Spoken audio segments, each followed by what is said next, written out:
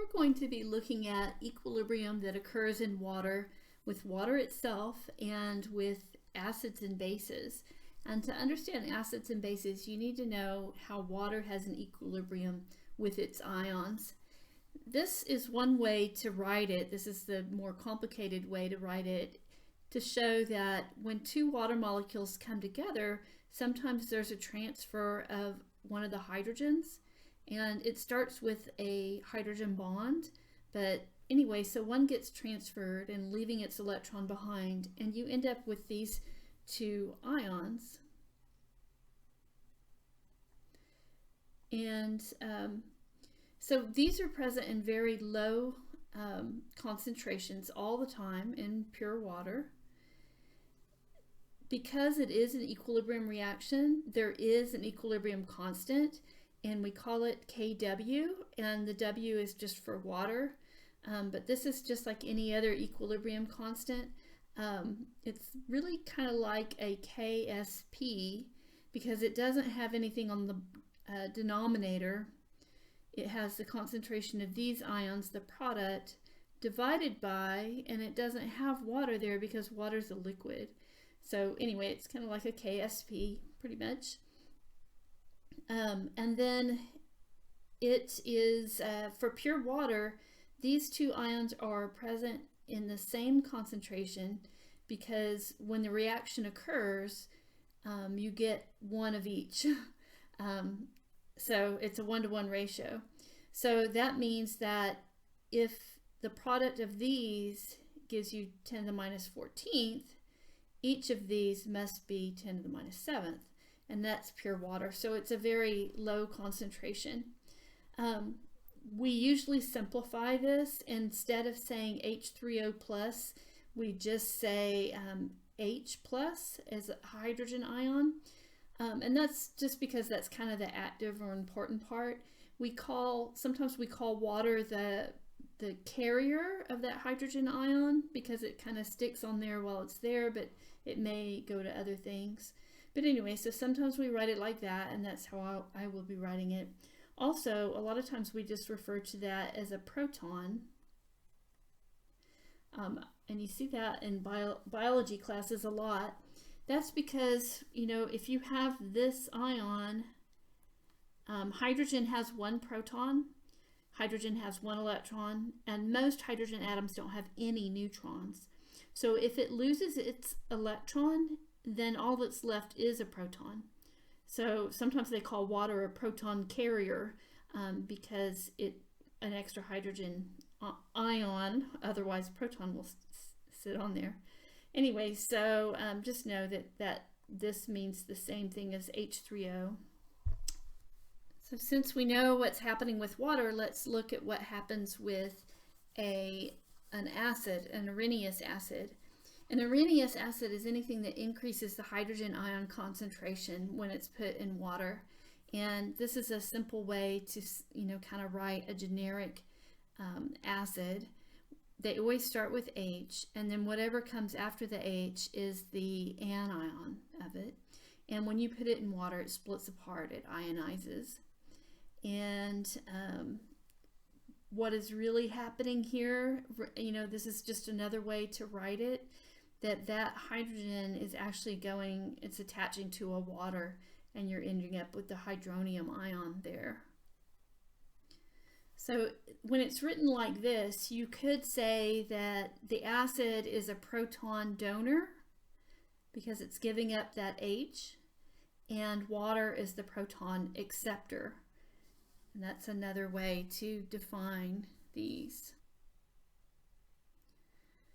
So what we just said, an acid could be thought of as a proton donor and a base as a proton acceptor.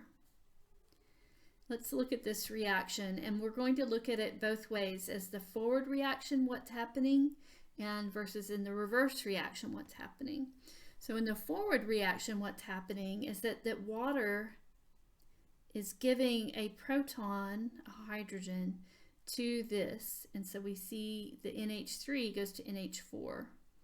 And so in the forward reaction, the acid is water. It's the proton donor. and the base is the NH3, which is ammonia, by the way. Okay, in the reverse reaction, so I'm going to erase this so we don't see that. In the reverse reaction, now we're looking over here and pretending like we're going this way. What's happening here? It looks like this NH4 is giving a hydrogen to the OH, so that the NH4 is now NH3 and the hydroxide is now water as we go that way. So in the reverse reaction, NH4 is acting like the acid and the hydroxide is acting like the base. Okay, so a conjugate, so it's kind of interesting that we can assign these, all four of them, in some way are acting like an acid or acting like a base. And if we look, we'll see that they're kind of in pairs. In other words, like this water and this hydroxide, they're really similar. The difference is one proton. And also this NH4 plus ammonium and this NH3, the difference between them is one proton.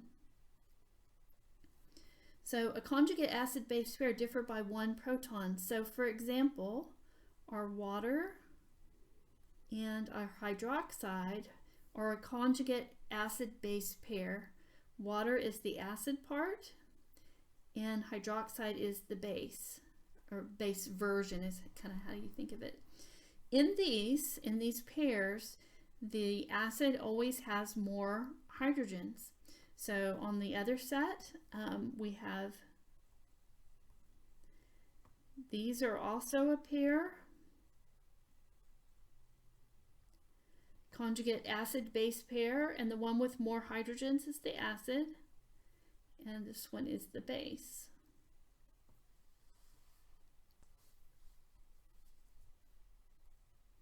Let's look at another one.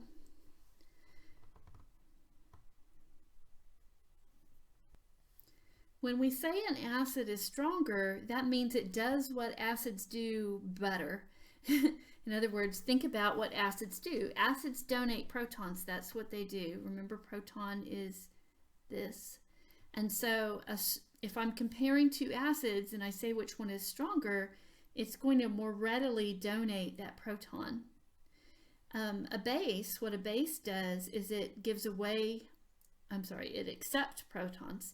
So a stronger base is really good at accepting protons. Okay, so in this reaction, I've already labeled the acid-base conjugate pairs.